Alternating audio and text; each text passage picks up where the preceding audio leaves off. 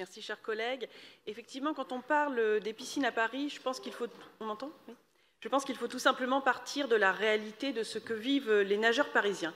Et leur quotidien, écoutez, c'est d'abord de ne jamais savoir s'ils vont trouver leur piscine ouverte, tant entre les problèmes techniques, les vidanges, les grèves, les fermetures sont nombreuses. Leur quotidien, c'est aussi d'avoir pris l'habitude de nager en se prenant des coups de main dans les pieds, des coups de pied dans le visage, dans des lignes qui sont complètement saturées.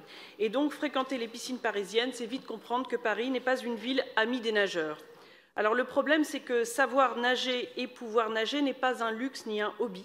C'est une question de santé publique. Vous le savez, les noyades accidentelles entraînent plusieurs centaines de décès chaque année en France. Et chez les enfants, les noyades constituent l'une des principales causes de décès accidentels après les accidents de circulation. Or, selon des chiffres de 2017 de la DASCO, un tiers des enfants parisiens ne savaient pas nager à l'entrée au collège en 2017.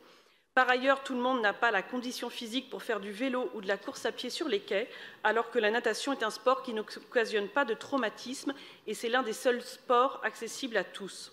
Alors comment peut-on se satisfaire aujourd'hui, en 2022, que la première ville de France ne dispose pas d'assez de piscines pour permettre l'apprentissage et la pratique de la nage?